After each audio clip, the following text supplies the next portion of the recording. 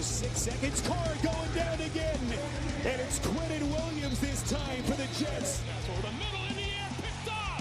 Brian Poole to the end zone, touchdown. The punter to beat, and the punter brings him down. Braden Mann saved a touchdown, most likely. Looks right, fires a bomb down the right sideline again for Mims. What a catch by Denzel Mims. Folks, our long national nightmare is over. The New York Jets have fired Adam Gase. You're listening to the Cool Your Jets podcast with your hosts Ben Blessington and Michael Nania. Michael, your instant thoughts.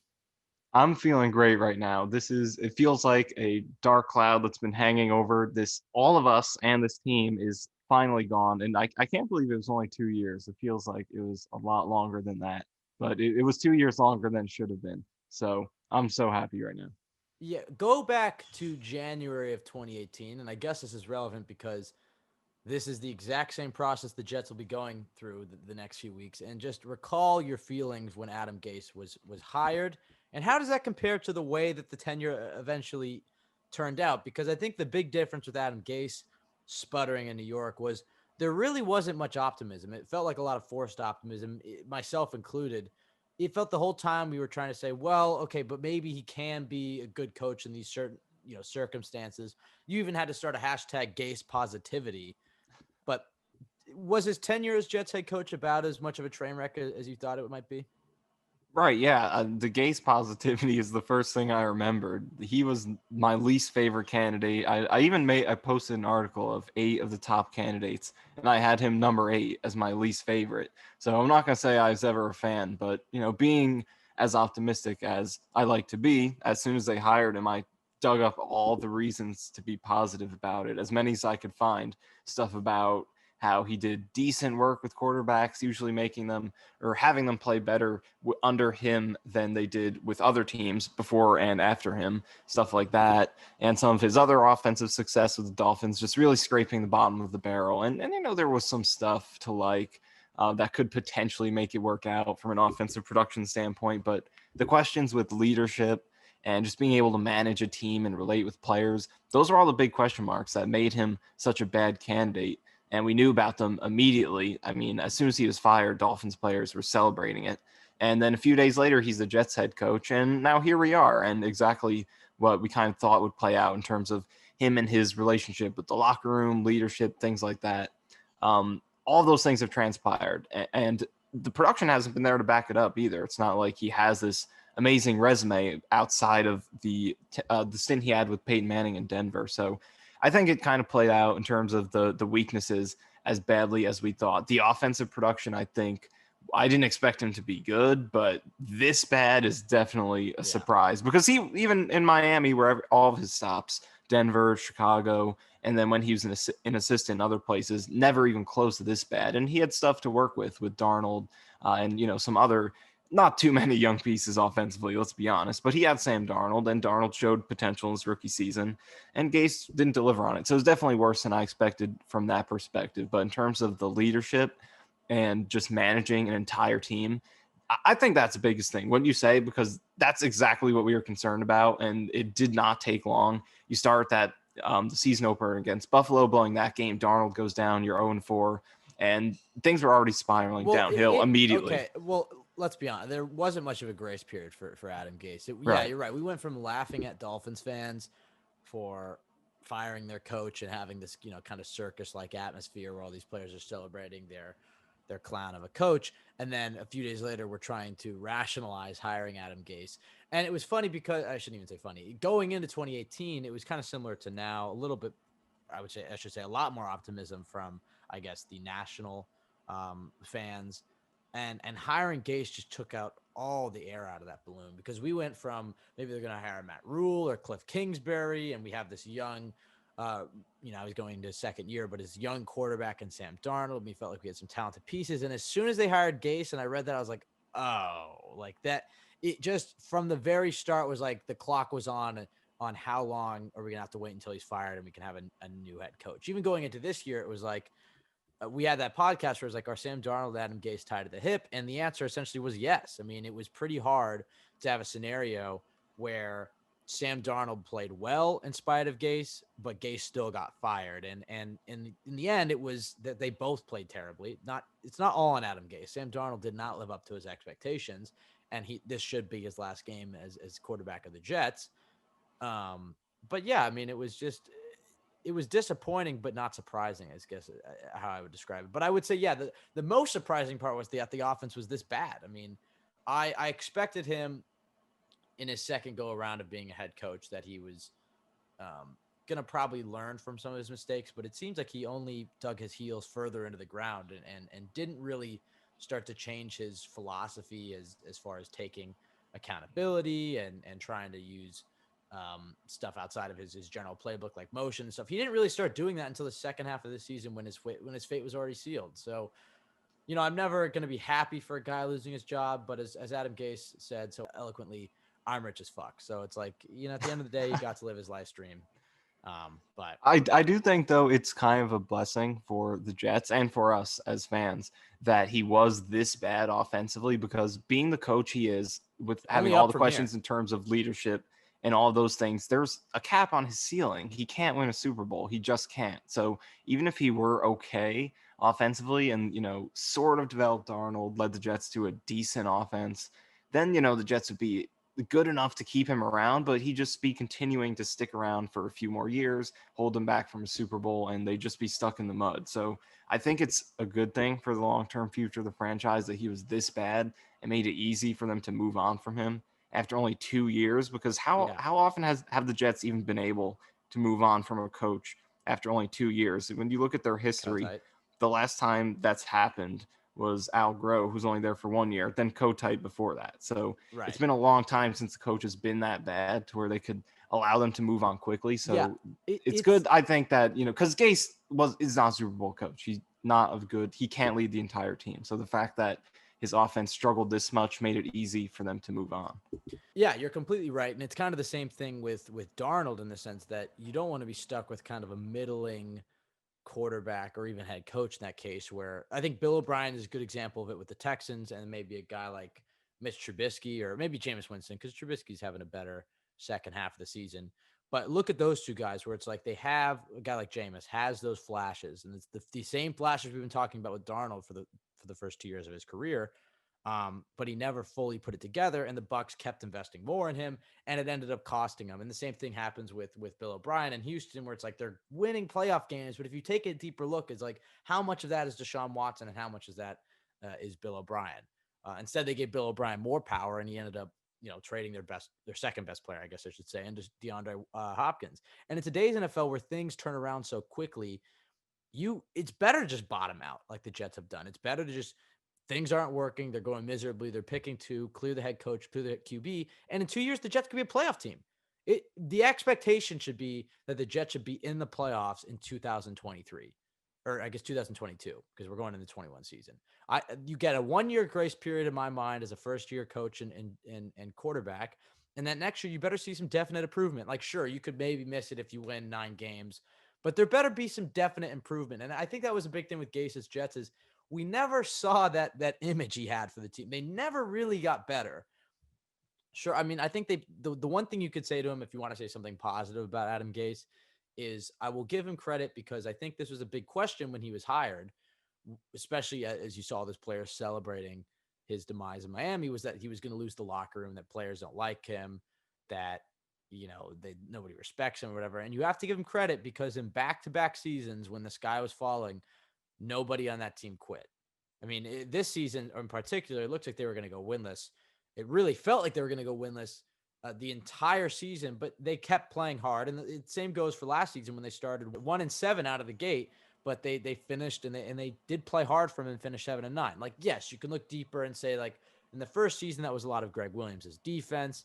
And in this most recent season, they beat a COVID, they beat a team in the Rams who probably overlooked them in a COVID ravaged team in the Browns, but they still didn't quit on him. We didn't have any, outside of Jamal Adams going to the New York Daily News, any major circus players going after him publicly. Now we'll see when he gets fired if there's going to be anybody celebrating. But if you listen, a lot of the team leaders in the post-game press conferences have mentioned that they like Adam Gase and that they hope he stays.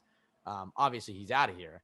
But you have to give Gase credit for that. I think that was my biggest concern for him. And I guess there was that. But outside of it, the X's and O's, his team never really got better, took the next step. Michael, how can the Jets avoid? I mean, honestly, anybody, I shouldn't even say that. And also, I do have to add a positive. He's very good with wearing his mask this Yes, season. I don't think we saw this man's the lower half of his face at all this season. So credit to Adam Gase. Yes, I did see a similar tweet saying that he is. There's a few positives, and those are two of them. There might be maybe in existence. I think that's enough, though. Let's rip Adam Gase. All right, your guys played hard. Okay, that's the bare minimum of being a head coach. Congratulations. Now let's talk about hitting the league average for passing yards one time in the entire season. Let's talk about being last in yards in 2 consecutive seasons. I think that's the highlight of the Adam Gase era. Ridiculously bad production with a talented franchise quarterback that he very much contributed to ruining. Again, not all his fault, very much on Sam Darnold himself, who just, regressed even compared to where he was with Gase in the first season. But the numbers the Jets put up in terms of their offensive production with Gase is just extremely bad, not just disappointing compared to where they are. And they don't have the talent to be great offensively, but the numbers they put up under him are out of this world bad. I mean, some of the stuff I brought up, but their best performance in terms of total yards this season, 376. That's their absolute best. They didn't get to 400 yards once. After that, it's 333 is their second best. In terms of first downs, they only went over 23 times. They did a lot of impressive things under Gase, and especially if you take out opening drives, because look, they were good at opening drives. He did a nice job with that, but unfortunately, football games usually have 10 to 12 drives, not just one. It's a chess match. It's everything after that first drive is quite bad. Yeah, it's a chess match, and it's a game of adjustments, and Adam Gase has failed at both those. He's not a master chess player that he probably thought of himself as. Michael, how can the Jets look, it would be pretty hard to do worse than Adam Gase with this coaching hire. But as you said to me, we shall treat the Jets as idiots until proven otherwise. Right. How can the Jets avoid another Adam Gase like hire? I guess in traits they should be looking for in a head coach. And then who are some of the, and I doubt there's anybody in the market they can conceivably hire that would be, at least on the surface, worse than Adam Gase. But who are some of the Adam Gase candidates the Jets should avoid in this coaching search?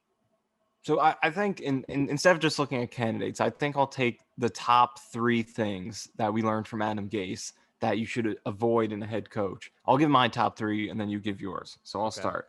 I think the number one thing, or we'll start no particular order. Bad facial hair. Bad facial hair is number 4 on the list. But to go to the top 3, I think the biggest thing is that you need someone who can lead an entire team. He's a one-sided coach. That's a big problem. You heard it from beat reporters all the time. Robbie Sabo talks about it, that he pretty much only led the offense, and Greg Williams was the head coach of the defense. It wasn't even like Gase's head coach. He'll run his offense, but he'll, check in on the defense, go in on meetings, coach those guys up a little bit. It wasn't like that at all. He's only coaching the offense. It was almost like there were 2 head coaches. You can't have that. You need to have a leader over the entire team, and that's how you establish your culture and really figure out what your identity is, who the leaders on the team are, how you want to play, and just make sure everyone's playing hard, playing for each other. He could not establish that because he is a one-sided coach who does not manage the entire team. So for me, I think that's the biggest thing. The second thing I think is when you're looking at in terms of the side of the ball they do coach for Gase, the offense, and there are some defensive candidates as well. I think you don't want to be fooled by production that is too far, that they don't have too much to do with. Because with Adam Gase, the biggest thing is what he did with the Broncos. And look, they put up record-setting numbers. He was the offensive coordinator. That's great. But we've seen, first of all, it's Peyton Manning, who's known for being, maybe if not the most involved field general of all time.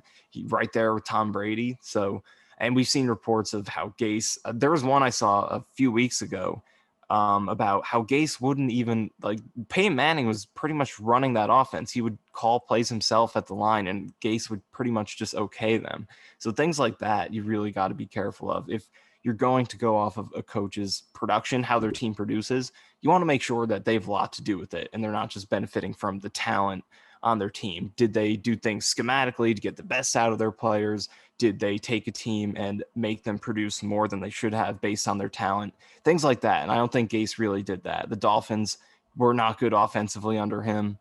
We've seen what Tannehill has done after him, which should have been a red flag based on, well, obviously that happened in 2019, so that is retroactive at this point. But still, in Chicago, Miami, wasn't a lot of production, and those teams did have some talent to work with, not a ton. But the biggest thing you went off of with Gase was Denver, and that wasn't something that you could really give him too much credit for because of the talent he had.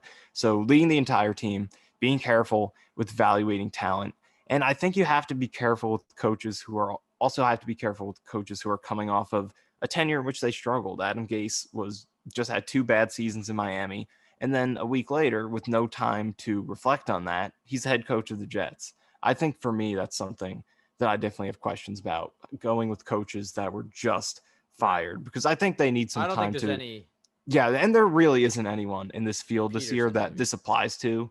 Doug Peterson, if he does become available, it seems like the Eagles will keep him. Mike McCarthy was this last year, and the Cowboys are not this year, but last year when the Jets were looking for coaches. But I think that's something you have to look out for too.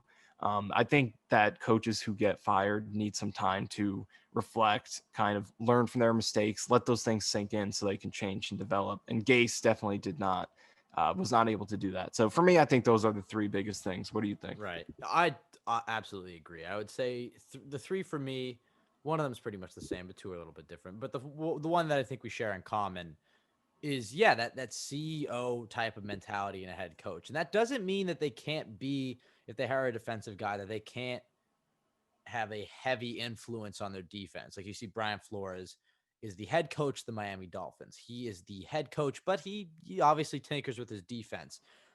Right, like most coaches have their side of the ball that they run, but they're Right. still able to manage the whole team. Like you look at a Exactly. Flores, a Sean McDermott, they coach the whole team. They're Yeah. able to get in the locker room and get everyone fired up and coach everyone, be there for every single guy. They have their side of the ball that they run, but they're still the leader of the team. And Exactly. Gase was Even not that. that would even apply to Sean Payton, who is probably the first, maybe not the first example, but one of the older examples of having an offensive guy who that's his forte, and he calls plays and whatnot, but he still oversees that defense. And I think that's an important point. You can't have a guy, and they've had it the last 3 head coaches.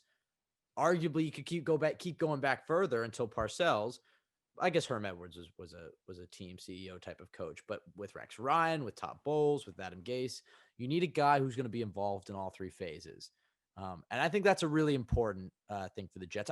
And this kind of piggybacks off that. I want to keep this on the same one point, but like he has to be a leader. He has to be a guy that motivates. He has to be. I think this is something that Rex Ryan was good at. If we're going to give him a compliment, that I loved that Rex was a player's coach, that Rex, for the most part, got the most out of his guys.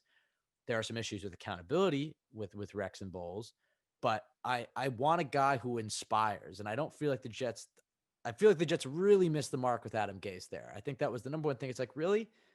Does Adam Gase get in front of a team of 53 guys and talk to the offense, the defense, and the special team and inspire?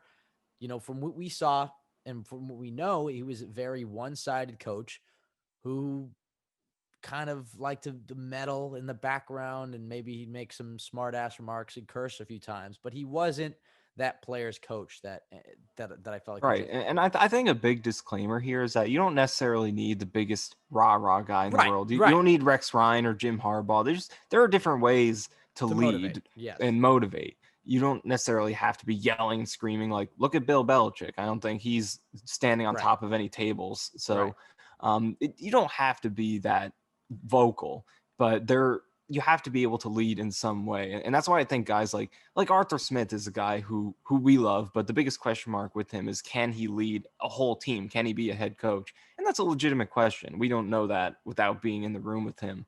But I think he's a good example because you read about him. He's just good with player-to-player relations. And that's one way you can be a good leader of a whole team, even without being the biggest rah guy. If you can relate with your players, be there as a guy who they can trust to come talk to, and just be able to get on the same page with them, teach them, understand what they're going through, their problems, help them improve, things like that on a player to coach level, you could still be a leader in that way, even if you're not Rex Ryan. So there are a lot of different ways to lead, but you just have to be a leader of the entire team in some way.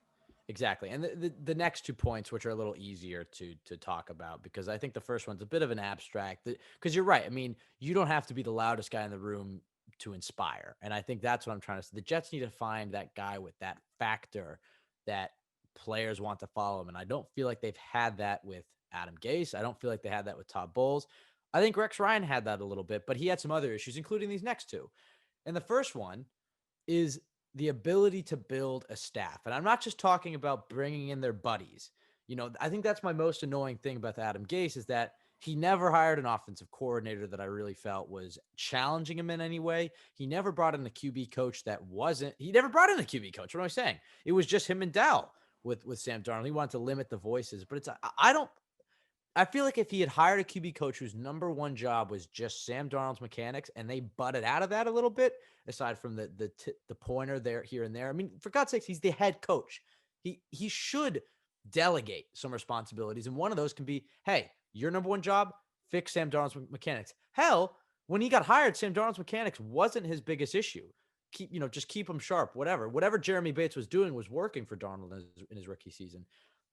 That would be number two for me, arguably number one, that ability to build the staff, because let's be honest, it ties in with the point number one. If you bring in a head coach, he has to oversee the entire operation. So he can't get bogged down in the tight ends blocking ability or something. You have to delegate to position coaches and coordinators, and you need to make sure those guys are qualified for the job and are doing a good job. But they can't just be your friends. You can't just pick up a bunch of friends along the way and then build your dream staff.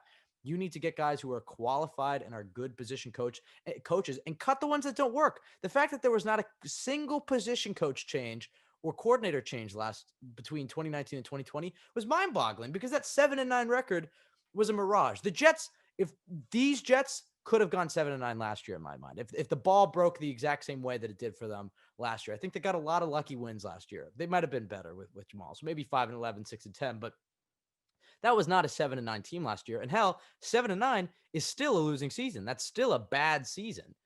So that would be the number two thing for me. Yeah, this is a really good point. I probably should have brought this one up. This is a great one. And look, nepotism is a real thing. Guys are going to hire people they know. That's going to be part of the staff, but you do want to be open to going beyond your own circle and finding guys who are just, good at coaching, being able to look around the league and know who's out there who deserves a promotion. And Gase didn't really do that. He did favor, I think. And look, there were, they got Greg Williams, not that Gase necessarily was big on bringing him in, but, they did have some other outside guys who weren't connected to Gase, but especially the quarterback and offensive part of it.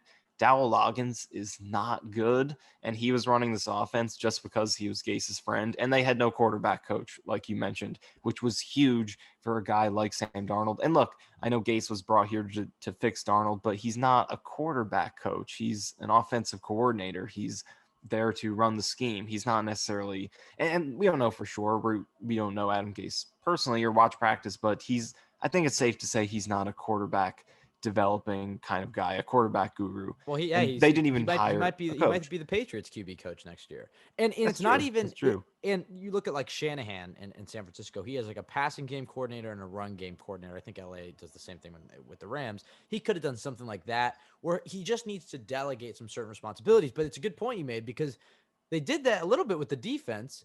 And then they made Greg the head coach of the defense, and he had some nepotism moves, like literally his son. And his I think it was Gase's father-in-law. Well, I guess that Greg didn't get along with him originally, but there were certainly signings like that. And it's just interesting to look back on, because the reason Matt Rule is not coaching the New York Jets today is because ownership was not comfortable with his choice for offensive coordinator. They wanted to pair him with Adam Gase. They wanted to meddle. And in some respects, they're making the same argument we're making, which is like, whoa, wait. Don't just hire your friends. But the problem is the Jets were meddling. And I think it has to be something where you need to hire a head coach, let him choose his staff, but you have to have faith that he's going to choose the best guy for the job. And looking back, would Sean Ryan have been that much worse than Adam Gase? Probably not. I mean, he probably would have been better. So it's kind of a fine line that the Johnsons don't meddle, but also that head coach has to take some responsibility. That's like, okay, sure. If you want to have a buddy that you feel like you can confide in as an offensive quality control coach or something like that, sure. But you better make sure that your QB coach is the best QB coach in the league in your eyes. Obviously, that's not always going to happen, but you got to get the best guy for the team and not just your buddies. And I felt like that was a big issue with Adam Gase. And the third thing, which is a huge issue for Gase, and a lot of the best coaches do this, is instead of trying to fit players into a system, they build their system around the players. And if we're talking That's a about a great head one. coach, That's a great if one. we're talking about a head coach that's not even calling plays or calling defense, there's still a philosophy and there's still a system there. And the philosophy for the 2021 Jets and onward has to be versatility and flexibility. They cannot be doing the same thing where they're trying to force Sam Darnold to be Peyton Manning. It shouldn't be forcing Sam Darnold to be Peyton Manning. It should be forcing Adam Gase to be Kyle Shanahan. That's the big leap. I mean, they need to mold their team around their players. And that was a big thing that the Jets didn't do with Sam Darnold under Adam Gase. And I think that's a huge lesson they could learn going forward. And when they get in that interview process, you're going to say, now, how would you look at Arthur Smith? Let's say, and we're going to talk about him in just a second. Justin Fields had an amazing national championship game, and he's likely the number 2 pick. Look, Trevor could fall. They could take Zach Wilson. Hell, they could stick with Sam Darnold. But let's say Justin Fields is the quarterback, and you're looking at Arthur Smith, who I think, as you all know, I love. But he mixes in some QB runs with Ryan Tannehill. But if you're going to have Justin Fields as your quarterback, he's a guy that may end up being one of the top quarterbacks in the league, but he, at least his first few years and probably his entire career, needs an offense that's built around him. Like Lamar had an offense completely designed around him. He's obviously more of a pure passer than Lamar is. We saw that in the national championship game when they took away his running. He was terrific in the pocket. But would you plug Justin Fields into Adam Gase's system? If you hire a guy like Arthur Smith, you have to sit down in that interview and say, so how would you build around this player? And obviously Justin Fields isn't on the team. But I'm just using him as a hypothetical. What are some different things that you're going to do to bring into your playbook around your players? What is your philosophy when it comes to that? If Joe Douglas makes a trade for Allen Robinson, are you going to force him to be Corey Davis, or are you going to allow him to be Allen Robinson and take what your players do best and build a philosophy around that, or build a scheme around that? But the overall philosophy needs to be that we build our scheme towards our players and not our players towards our scheme. Yeah, I think that is a fantastic one as well. Both of your last two are great. To talk a little bit about the staff thing more. Amazing. I mean, I'm the real Michael Manning. You're much better than me. I think without me, this podcast would probably be a lot better. So, but to talk about what you said, I think you account for like 75% of our listeners. You're just a marketing machine at this point. No, I think I'm more like 5%. It's mostly you. We're gonna have to check the stats on it, but it's definitely the majority of it is people want to hear you. Yeah, all 12 of my followers. But I think the staff, to go back to the staff, then talk about what you said with matching or building around your players. First with the staff, I think the biggest thing is that, look, you have to understand that, guys are going to want to hire coaches who they're comfortable with, who they know, and that's okay. You do want some of that. But it just, at the end of the day, no matter who you're hiring, just the staff has to be strong. Whether they're guys whether you're going outside the box, you need a strong staff. And Gase did not have that, especially on the offensive side of the ball. You just go up and down the list. We know Loggins first and foremost, but there are just not too many accomplished guys in that room. And then the development at each position was not great either. So that's the biggest thing. Just make it good. However you do it. You want a good mix of guys who you're comfortable with and going outside the box for better talent, not sacrificing talent for familiarity. Get good coaches, even if you don't know them. Look at college, look around the league, see who deserves a promotion, get good coaches in, build a good staff. And then what you said about making sure that you're changing your system to fit the players rather than the other way around. That is an extremely huge point. And that was probably Gase's biggest weakness from schematic and play calling standpoint, was that he did his thing and he didn't really change it to fit who the Jets had at quarterback, who they had at receiver. He was just doing whatever he wanted.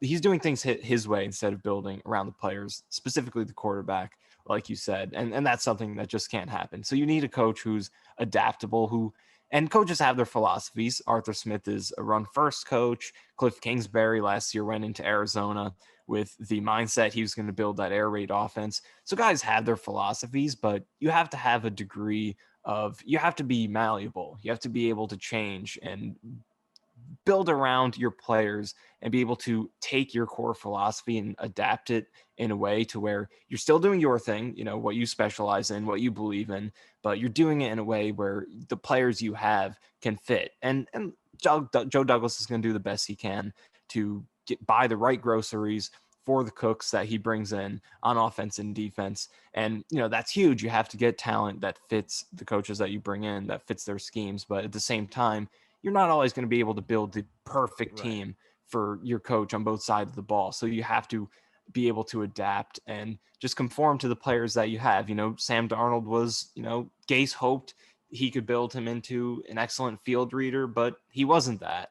And so he probably should have called more play action, called more rollouts to fulfill his skill set. And again, Darnold just, didn't develop in his own right. The way he was playing, I don't know if any scheme would have worked this year.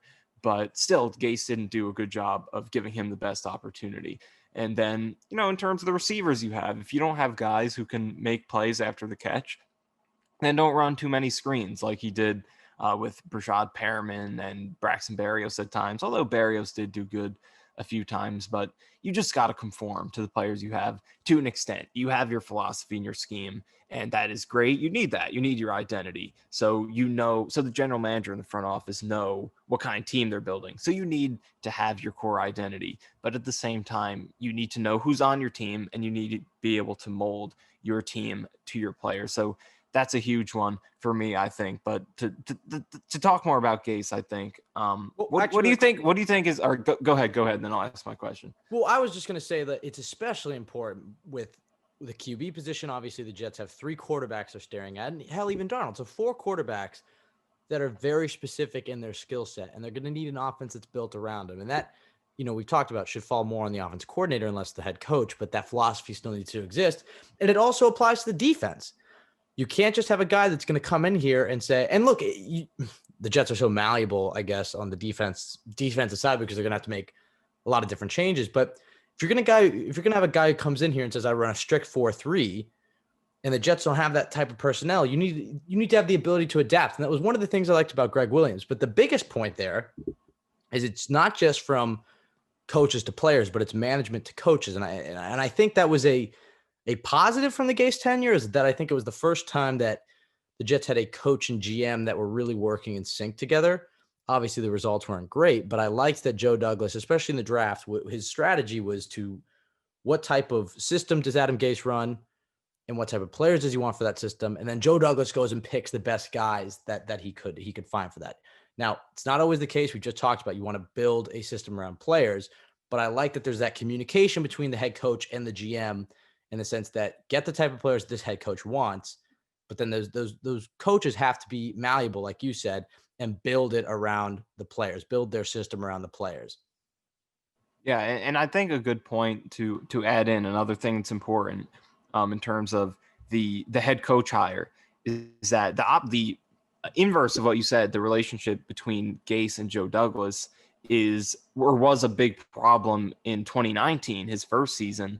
The fact that Gase and Mike Maccagnan did not have a very good relationship. So you need to get a head coach that is on the same page with the GM. Don't force the coach on Joe Douglas. Make sure Joe Douglas is on board with him. And that was one of the things I said in the Arthur Smith article, is that you can't the Johnsons just can't meddle. You have to let Joe Douglas pick his guy, because I think that's a good point. 2019 went so poorly, partly because the Jets just had 2 conflicting ideals. They need one vision, and that vision has to align with Joe Douglas, and they have to move full steam ahead with it.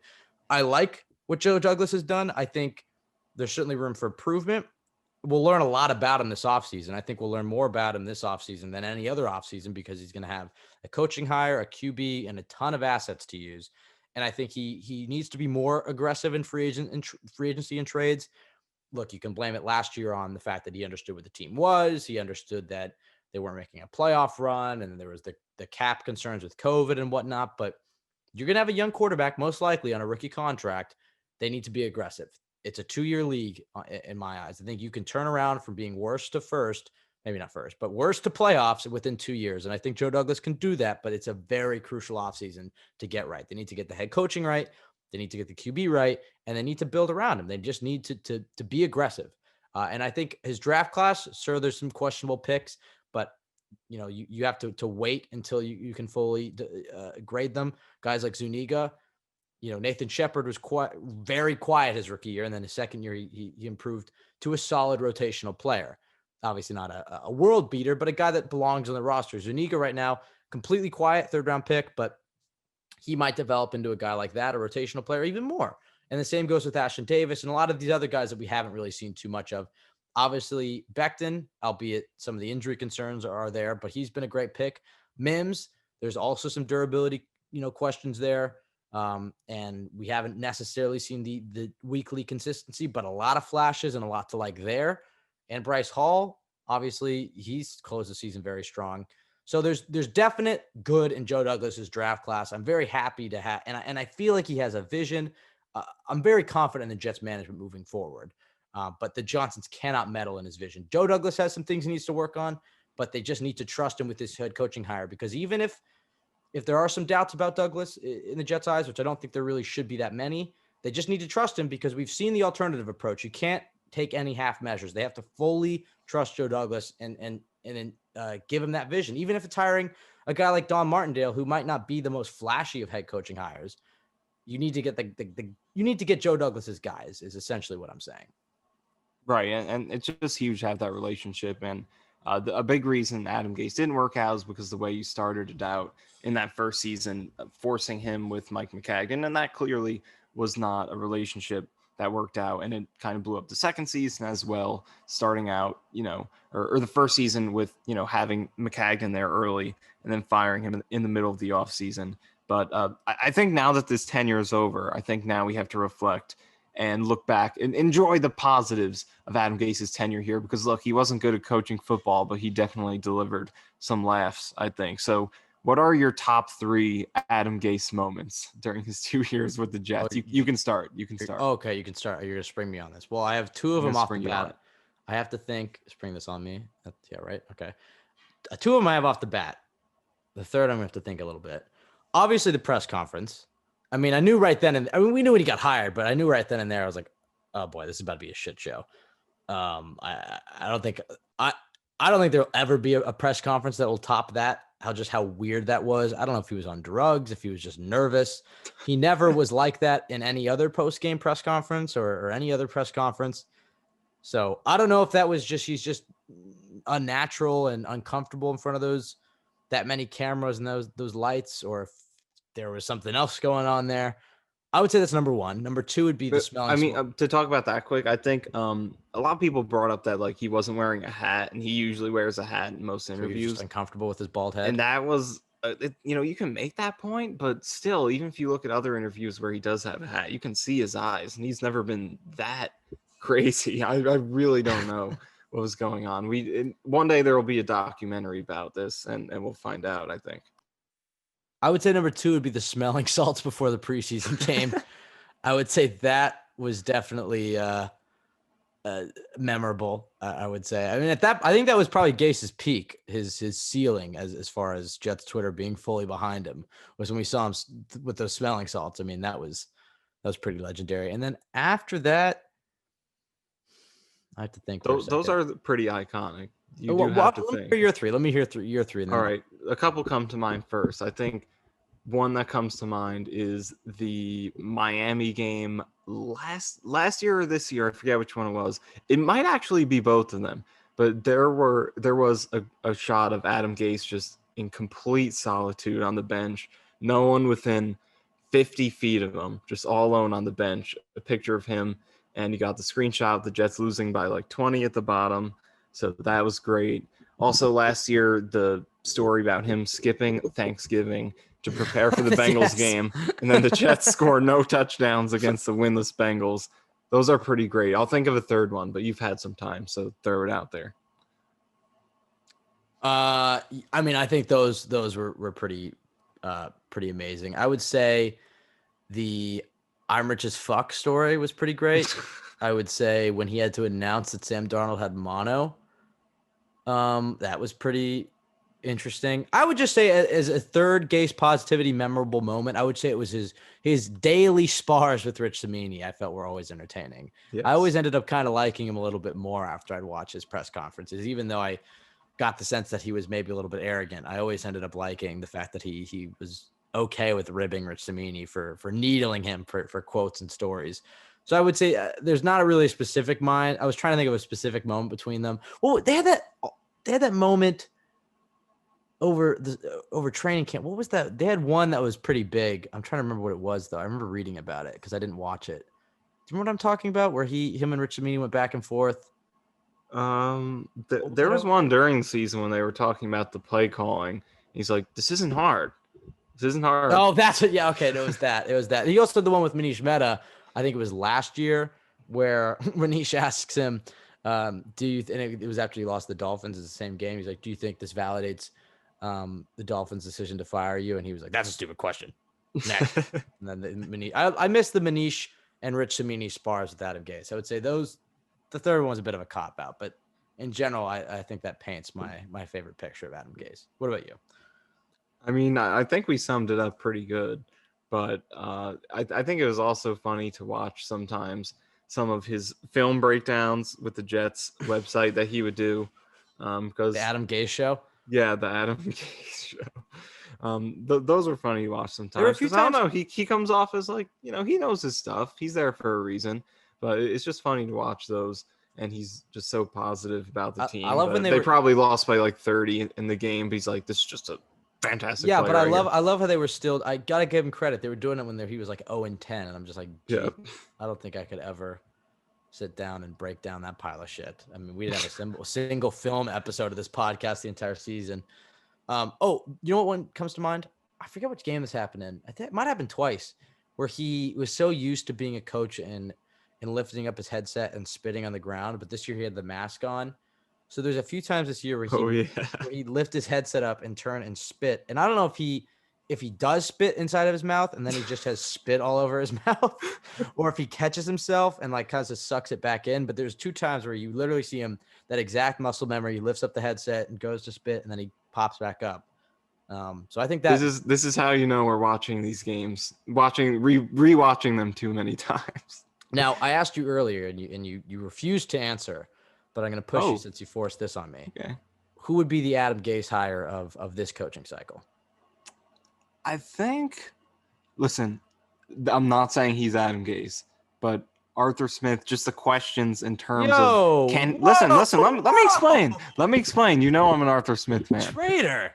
I'm an Arthur Smith fan, but just listen. I think the questions in terms of the leadership, is he just a coordinator, are potentially there. I don't think they are. Because based on what we've read about him, and his production is a lot different. Again, I get what you're saying. Different. He but does I'm just saying in terms of the concerns of the leadership, can he be a head coach? He's much different in terms of even the actual concerns I mentioned before. Like, his production is legitimate. He made the Titans a lot better than they were before. He made Tannehill a lot better than he was before. He made Derrick Henry a lot better than he was before. Corey Davis, A.J. Brown has been great from the start under him. So he's not Adam Gase in a lot of ways. Just the one thing I get what you're saying. Can he lead the whole team? That's the only thing. The only thing that there's the obvious like Adam Gase leans on Peyton Manning, Arthur Smith leans on Derrick Henry, but I think if you dig a little deeper, you read about Arthur Although Smith. I think that's a little bit different, a running back versus the greatest quarterbacks ever. Okay, well, I'm just saying that they have a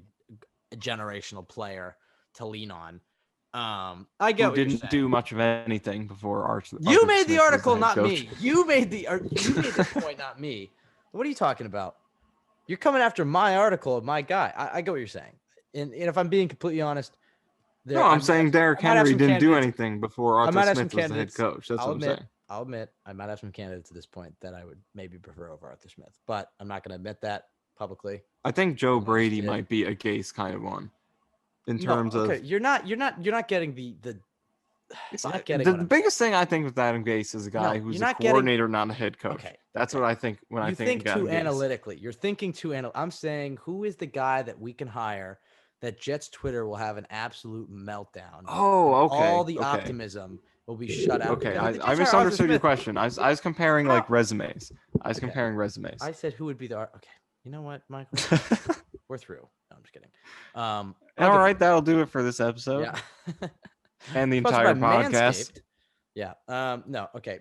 Marvin Lewis would be my guy, who I think will get an interview. I think didn't he just get an interview with somebody? Yeah, Detroit. He got an already interview with interviewed. Detroit. He has connections to Joe Douglas. He is that CEO, head coach for 16 years. There's some positives there, but look, I'm not hiring a 63-year-old head coach that has 0 playoff wins in 16 years. I don't care how bad the Bengals organization was. I got people are going to say, well, he elevated that program. He's had a year off. It's like, no, and no. Stay away from Marvin Lewis.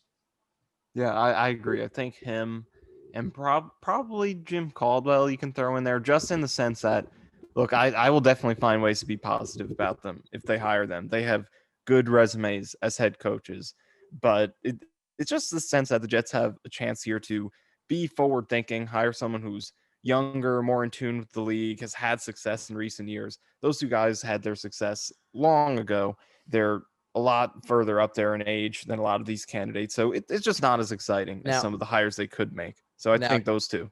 Now you want a third who, if I had to choose out of these three, I would probably take. Oh, actually, I have to throw another one in. No. I might be I'm stealing going to yours. say Right, it first. It's it. going to be mine for sure.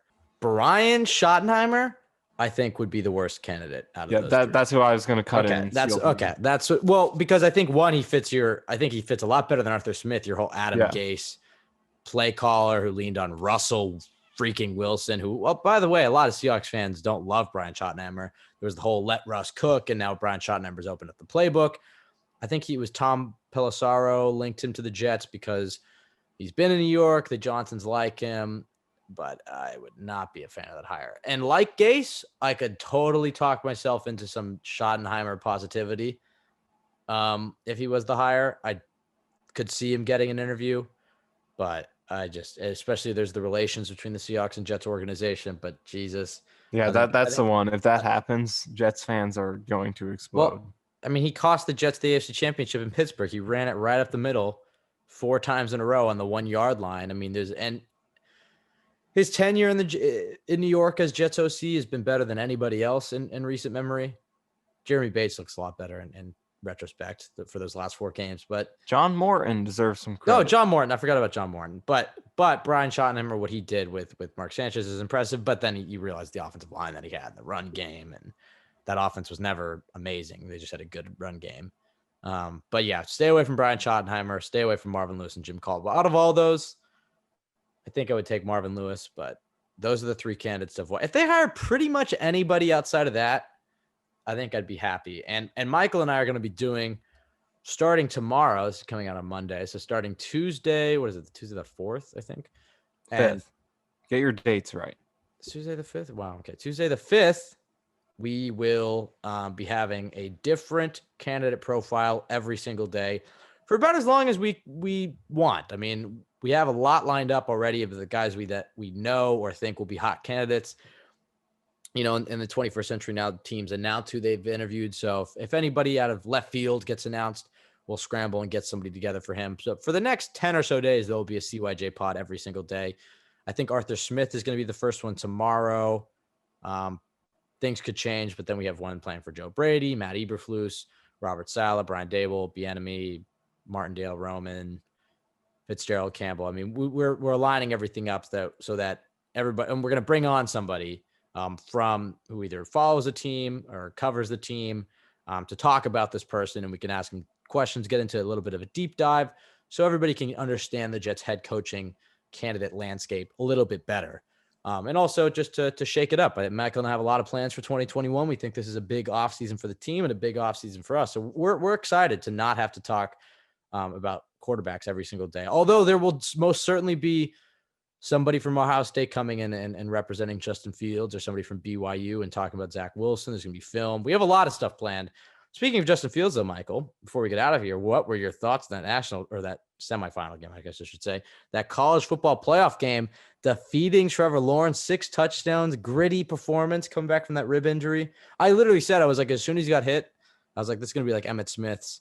I was raised in NFL Network, and they used to have those top 10 grittiest games. And Emmitt Smith's, I think it was against the Giants, where he hurt something and then ran for like 200 yards or whatever. I was like, this is going to be his Emmitt Smith game. And also, if I was Justin Fields in that situation, I tweeted this out, I would just be playing that injury up, just acting like I'm in excruciating agony after every throw, and just really make scouts think that I'm gritty and tough. It does seem like he was in legit pain, and that was a legitimately impressive performance. Michael, before we get out of here, We're going to have 4 months to talk about Justin Fields, Zach Wilson, and hell, even Trevor Lawrence. Ooh, it's going to be tough. It's What were your going to thoughts? be a ride. What were your these thoughts on next that few game? months. What were your thoughts on that game? And also, if Justin Fields beats Alabama in the national championship game, we know that Urban Meyer to the Jaguars is seeming like a marriage that's inevitable. Is there a chance that Trevor Lawrence still falls to the Jets at 2? Well, first to talk about what he did in the Sugar Bowl, it was really impressive, and it was definitely what I wanted to see because I still like Justin Fields a lot. I think people overreacted to his past 3 games a little bit too much, not in the sense that they weren't concerning, because they definitely were, but just in the fact that you never want to overreact to a couple of games in a whole career too much. But so let's overreact to this game. That's exactly what we're going to do. So I would take Fields number 1, even if the Jets were there. Trevor Lawrence is really overrated. He kind of looked like Daniel Jones, Mike Glennon blend out there. So I don't think he's good anyway. He did look human, though.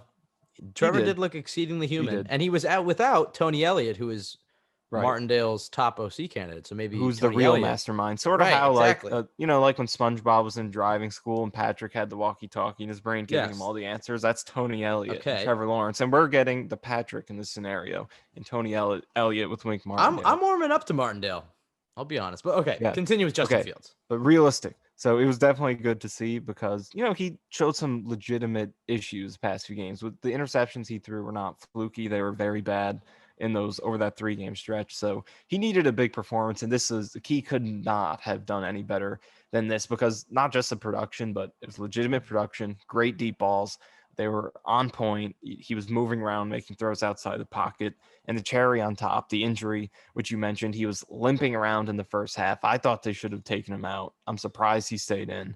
And he just came out and was dealing, showing the complete, his full arsenal, everything that makes him exciting. So huge bounce back performance. I still have Wilson as my second quarterback, but it's so close for me between them that I'm okay with either one at the second pick. But that was a huge game for him to raise his stock back up, at least in the eyes of how, the outside world looks at them. But in terms of can the Jaguars take him at number 1, the question definitely has to be there with hiring Urban Meyer and the fact that Day was going to be their backup choice. If they can't get him, it seems like they will, but if that they're saying that Day would be their backup, it's definitely interesting, but I just don't see it. I don't see them doing it. It has to be on the table now more so than it was, but I still think they're going to go with Trevor. But if Fields can have another great game, I think he can make himself the obvious second quarterback and maybe cement himself as the Jets pick. I don't see him passing Lawrence though. And I don't think it matters if they wins. It's just about if they win, it's just about what he does individually. You never want to overreact to the team result. But that's a big thing with evaluation. Winning doesn't matter. It's what the individual does. But I think he has a chance to really cement him because he was the obvious second quarterback coming into the season. And he had a great start to the season that only made it more obvious. And then he just really fell off over those 3 games. And Wilson sprung up.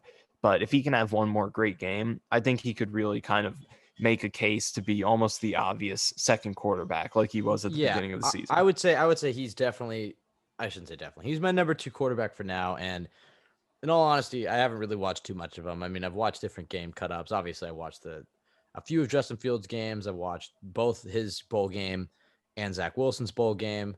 I watched a cut-up of a Zach Wilson game. But we really haven't had a chance to fully watch it with somebody who really knows what they're talking about, like Joe Blewett, or talk to any Ohio State guys or BYU guys and kind of sell us on them. But right now, I would say it goes Lawrence, Fields, and Wilson for me. But I'm open to change. I'm malleable. But when it comes to would the Jags pass on Trevor for Justin Fields, I agree with you. I think, look, certainly crazier things have happened, especially since the Jaguars for 12 weeks talked themselves into that Justin Fields was going to be their guy, that they assumed the Jets were going to lose out and that they were most likely going to be taking him. They did all sorts of background on him. They certainly have looked at the coaches that would be best suited for him. I mean, they've done a lot of legwork this entire fall and winter, and the vast majority of the time they thought that Fields was going to be their QB. So certainly crazier things have happened. I mean, hell, Darnold was QB number 1 until about a day before the draft. That's when kind of the Baker going number 1 stuff started to heat up. So crazier things have happened, but I don't think it's going to happen for a few reasons. And we'll know a lot. First, they have to hire Urban Meyer. And then once they hire him, who's their GM? Because is Urban Meyer going to be the GM head coach, Or is Urban Meyer going to strictly focus on coaching, and are they going to bring somebody in at GM who strictly makes personnel decisions? And that'll be a big tell, because if they bring in somebody who strictly makes personnel decisions, that's not just a lapdog for Urban Meyer, then I find it hard to believe that they'd take Justin Fields over Trevor Lawrence. The big reason in my mind is if you take Trevor Lawrence over Justin Fields and Trevor Lawrence is bad and Justin Fields is good, nobody's really going to blame you, because this is the guy that's been promised as the LeBron James, or I guess Andrew Luck, I guess should use a football reference, the Andrew Luck, the generational prospect. Nobody's going to blame you if you mess that up. But if you take Justin Fields, if you take a gamble like that and you pass on Trevor Lawrence, and Trevor Lawrence is who we think he is, and Justin Fields sputters like some think he might, I don't even think you'll get a second year. Maybe you get 2 years, but you'll be run out of town regardless. You can't mess that pick up no matter what other moves you make.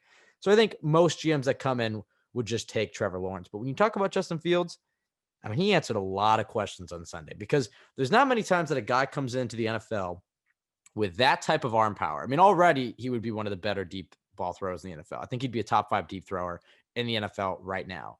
Not only does he have that arm power, but a lot of times with those big arm QBs, they're inaccurate. Justin Fields is not inaccurate.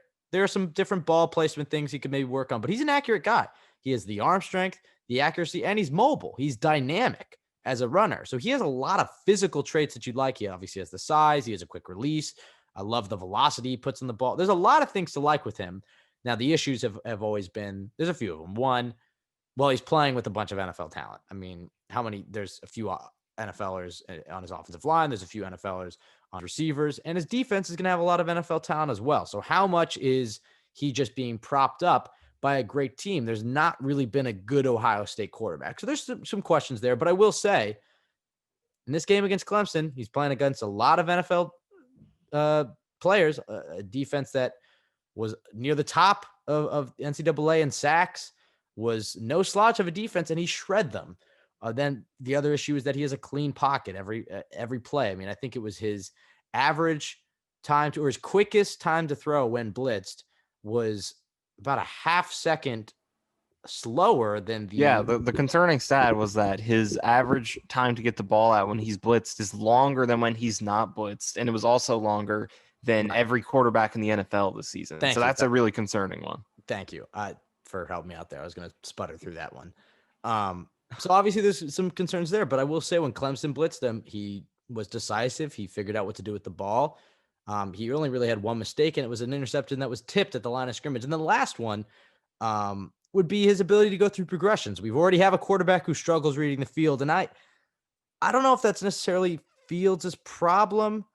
It's I guess it counts as reading the field, but he locks onto that target, and I think he has so much confidence in himself, like Darnold, where if option A is even a little bit open, he's not going to check or see that option B is a way more wide open. I mean, his first touchdown, you saw that where he fit into this amazing window on the inside shoulder as tight end. It's like, well, okay, if you just turn your head like 5 yards to the right, you'll see a wide open tight end for a touchdown. And that was his biggest issue, but you saw it a few times in that game where he went through his progressions. And I think the other thing that's important and impressive about that game was, first of all, obviously the biggest game of his life, the revenge game against the team that knocked him out. He's playing the guy who's going to be the number 1 overall pick. Zach Wilson is catching up on him. Obviously, he's injured.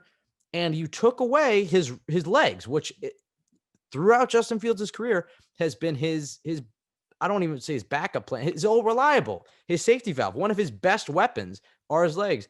And that injury, that took away that. And he was able to have the best game of his entire college career without one of his best weapons. He didn't look rattled. He looked like he had that it factor. He was clutch in the biggest game of his life. And we're going to learn a lot more about him on that national championship. So there's a lot of things to like about Fields. And the thing is, and we've seen it with the Bills, because if Josh Allen went to the Jets, I don't think Josh Allen is an MVP candidate. I don't even think that's close. You need to bring in the right coach. You need to bring in weapons for him. You cannot leave him throwing to Andre Roberts late in the season like Darnold was doing as a rookie. And you need to have an offensive coordinator that's going to build a system around him. This goes for Fields. It goes for Wilson. This also goes for Lawrence. And if you can just draft one of those physically talented guy like Fields, you're not going to get a more physically talented guy than that. And you build around him, you can develop him into a Pro Bowler and a star QB. The Jets are in a really good spot. And if they haven't learned anything from 2017, they're screwed. I mean, they need to learn from that year. That's the best case study as to why the Jets should take a rookie quarterback. For anybody who's still on the we can salvage Darnold train, and I know this is something we've been beating a dead horse for like 15 weeks. So I think we can, I mean, I'm not going to lie and say we'll stop it, but I think we can effectively stop it with this. If you still think that the Jets should keep Sam Darnold, let's take a look at 2017. What did the Jets do? They were in a QB-rich draft, in a position to draft an elite QB prospect, but they passed because they had a young guy on their roster that they wanted to fully see what he was, and they were concerned about the rest of the roster. Let's build the roster up, and then if we need a QB, we can take him the next year, and he can come in with a better roster. Well, what happened? The Jets in that draft passed on Patrick Mahomes and Deshaun Watson for Christian Hackenberg, who didn't even play a single snap. And then they had to use 3 second-round picks, so sacrificing assets to go and get Sam Darnold, who didn't work out. The whole reason we're in this mess is because the Jets passed on Patrick Mahomes or Deshaun Watson in 2017. If you're in a position to take an elite QB prospect and there are major question marks about your quarterback, that's not even considering Darnold's struggles or Darnold's contract. There's major question marks in that position. You don't mess around. And the other thing to consider, this QB class is the best QB class in a while. Next year's QB class is not going to be nearly as good. You're not going to have another shot at a Justin Fields type prospect next year. And even if there's a Joe Burrow-esque type season, somebody has an incredible 1 year, the Jets most likely with a new coach and all of what I expect to be an aggressive offseason for Joe Douglas, especially if he's keeping Sam Darnold, they're not going to be in that position. They're going to have to trade up. They're going to have to sacrifice assets. All that will do will hurt the young QB they get. The reason Sam Darnold didn't have a lot of talent around him, well, he didn't have 3 second-round picks his entire career. The first second-round pick was Denzel Mims this year. So the Jets, if you're in that boat that the Jets should keep Sam Darnold and build around him, let's not forget that the Jets have arguably more assets than anybody else in the NFL. They have plenty of assets right now to build around their young QB. They shouldn't hamstring themselves in the future by taking Penei Sewell, by trading down, because Sam Darnold, for the most part, most likely will not be a good NFL quarterback. And if he is, he's not the Aaron Rodgers, the Tony Romo, the Patrick Mahomes we thought he might be. Best case scenario for Darnold, he's Alex Smith. He's a 10 to 15 quarterback. And I just don't agree with that. And I don't agree with if you don't have a top 5, top 10 quarterback, winning a Super Bowl is that much harder. That's not even mentioning that if you trade Darnold, you could probably get a 2, maybe even a 5 in addition to that, and build around your young quarterback. That if you build around Justin Fields, you have a rookie contract and all those assets to build around your young quarterback. There's so many arguments to be made about drafting quarterback that the only way the Jets can mess this up is if they don't draft a quarterback. If they end up with Lawrence, Fields, or Wilson, I will be happy with the direction the Jets are going in. I mean, I think you just nailed everything perfectly. Those are the exact words that I would have said, word for word. So I think you wrapped it up as well as you could wrap up this nightmare of a season. And to the YouTube commenter who said in our last episode, you guys talk way too much about the quarterbacks. Fuck you. Get used to it. Get used to it. 4 more months of this and probably after. It's like, what else are we supposed to talk about? Neville Hewitt. This is the only interesting thing happening. Bryce Hager. Right. Oh my God. So I love the week 17 games where they just have about 10 to 15 guys that I've never heard of. Just making Trevon Coley. I don't think anyone even knows who that is. It is a real guy who was on the Jets. Jesus. So as I said earlier, we will have the head coaching candidates, a deep dive into each one of them, an individual episode with somebody there that covers the team or knows a lot about them over the next 10 or so days, starting with Arthur Smith, our number 1 guy, or at least I shouldn't even say that anymore. He's up there, a top guy. The guy wrote the article about. That'll be coming out tomorrow. After that, we got Joe Brady. And we got one every single day for the next while. So a lot of CYJ content coming your way. You can follow us at CYJ Pod on Twitter. You can follow Michael at Michael_Nania. You can follow myself at Ben W. Blessington. Find us at jetsxfactor.com. That's the best place to go for Jets content. And this offseason is going to be a big one for the team, but also for Jets X Factor and for this podcast. So make sure you find us there. We're on iTunes and Spotify. Feel free to leave a review. Sponsored by Manscaped. Use the code CoolYourJets for 20% off and free shipping. Michael, we can get out of here. This nightmarish, dreadful season is finally over. The Jets didn't get the number 1 pick like we had talked about for 15 or so weeks, 14 or so weeks. But at the end of the day, I'm happy with the direction that this organization could be going, and they have a lot to get right this offseason, but I'm just extremely excited about the next 12 months of Jets-related football. And Justin Fields is not a bad consolation prize. Pretty excited about either him or Wilson. So plenty to be excited about with the Jets going on right now, but they have to get this head coaching hire right. As I said, tune into the CYJ feed to get all you need to know about the Jets head coaching prospects. Thank you for listening to us throughout the entire season. This has been an awesome season for the growth of our podcast. We're getting more listeners than ever, but obviously a terrible season for the team. So we look forward to seeing the numbers we'll do when the Jets are actually kind of good. So anyways, just thank you for listening to us throughout the entire season. I hope everybody had a good New Year, a good holiday season. And let's hope 2021 is just a little bit better than 2020. Down to 6 seconds. Carr going down again. And it's Quentin Williams this time for the Jets. Over the middle in the air, picked off.